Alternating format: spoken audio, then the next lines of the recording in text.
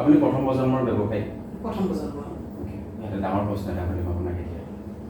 আমি যদি অসমৰ প্ৰেক্ষাপটটো চাওঁ, বাহিৰৰ পৰা যিমানখিনি ব্যৱসায় কৰিবলৈ অসমলৈ আহিছিল 1980 দশকলৈ যদি উভতি যাওঁ, তেওঁলোকে ব্যৱসায় আৰম্ভ কৰিলে একদম শূন্যৰ পৰা আৰম্ভ কৰিছিল।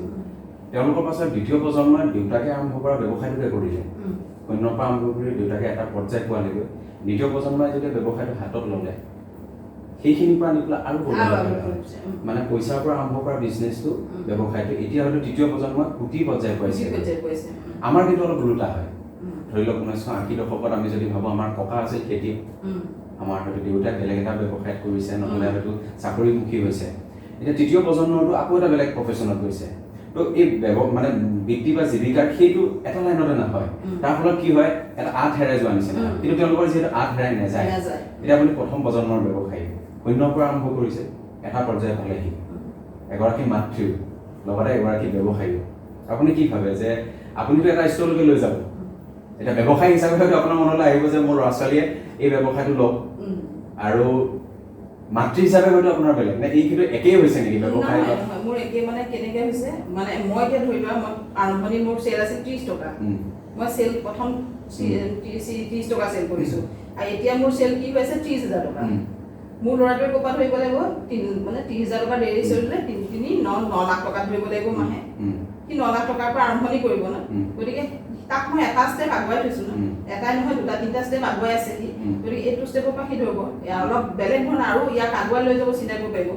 আমি যদি এতিয়া ই যদি চাকৰিমুখী হয় বা চাকৰি কৰক ঠিক আছে, চাকৰি কৰি পেলাই যে ব্যৱসায় কৰিব নোৱাৰিটো নাই। আজি মই যেনেকে ৰান্ধিছোঁ, সি মোৰ ওচৰত ৰান্ধিব লাগিব নালাগে, আমি চিনাকি, আমি বহাই থলো ন। মোৰ এতিয়া অকল মই এজনী নহয়, মোৰ এতিয়া কমেও 10-15জনী মই ট্ৰেইন কৰি থৈছোঁ। কোনোবা এজনীয়ে কাম কৰিলে আন 9জনীটো আছে, আন সেই 9জনী 5জনীয়ে গুচি গ'ল, 5জনীটো থাকিব, সেই 5জনী পৰা লাহে লাহে আৰু 15জনীটো ওলাব।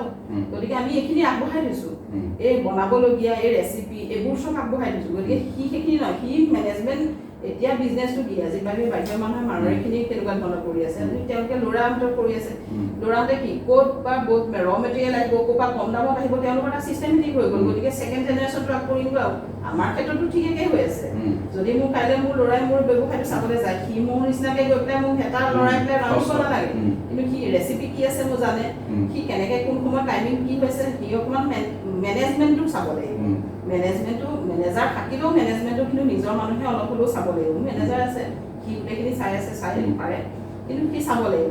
কিন্তু সি এটা ষ্টেপ আগবাঢ়ি আছে নহয়, ভালেখিনি আগবাঢ়ি আছে, গতিকে সেইখিনি কৰিলে তাৰ সুবিধা হ'ব। মই আশা কৰোঁ সি যদিও সি পঢ়া শুনাখিনি কমপ্লিট কৰক, কমপ্লিট কৰিলেও যাতে মোৰ ব্যৱসায়টোৱে কৰক চাই যাওক, আৰু তাৰ আশা হেৰিও আছে। সহযোগ কৰে নে? সহযোগ কৰে, মানে সাংঘাতিক সহযোগ। সিহঁতৰ সহযোগ নোহোৱা হ'লে মই ছোৱালীক আজিলৈকে পঢ় বুলি ক'ব লগা হোৱা নাই, ল'ৰাক পঢ় বুলি ক'ব লগা হোৱা নাই, সেইখিনি কমপ্লিট সহযোগ নহয়। কিন্তু ল'ৰা ছোৱালী আজিকালি এতিয়া ল'ৰা ছোৱালীৰ মাকে পিছে পিছে কিতাপ লৈ, যদি পিতেকে জীয়েকে মেট্ৰিক পৰীক্ষা দিয়ে, মাক এটা দুগুণ পঢ়িব লাগে। মই কিন্তু এদিনো কিতাপখনো দেখি সিহঁতে কি ছাবজেক্ট কি হৈছে মই সেইখিনি চাব, কাৰণ মই ইমানেই ইয়াত ব্যস্ত হৈ আছোঁ, আৰু মই জানিছোঁ যে মোৰ ল'ৰা ছোৱালীকেইটাই চব ঠিক ঠাক কৰি আছে, গতিকে সেইখিনিও সহযোগ কম নহয়। আৰু এতিয়া মই যদি কিবা যদি ক'ৰবাত বোলে মোক কোনোবাই বিচাৰিছে যে মোক হেৰি দিয়কচোন, আপোনালোকৰ কি কি আছে প্ৰডাক্টৰ, মোৰ মেনু দিয়ক, আমুক দিয়ক, কিবা দিয়ক, অনলাইন কিবা হেৰি আছে, চববিলাক সিহঁত দুটাই চাই, মই একো চাব নালাগে। মই সেইটো পাৰ্ট এৰি দিলোঁ, কাৰণ অলপটো বুজি পাওঁ, অলপ বুজি পাওঁ, মানে মই নকৰা নহয়, কৰিব নজনাও নহয়, সিহঁতক এৰি দিলোঁ চকু মুদি, তেতিয়াহে সিহঁতে অকণমান এইটো বস্তুত সোমাব। সেইটো কাৰণে তেনেহ'লে আপুনি হয়তো দ্বিতীয় প্ৰজন্মৰ সকলো হয়তো আপোনাৰ কুহিতিবাৰত আহিব, আৰু অনাগত দিনত হয়তো আমি কুহিতিবাৰক আৰু অন্য এটা স্তৰত দেখা পাওঁ।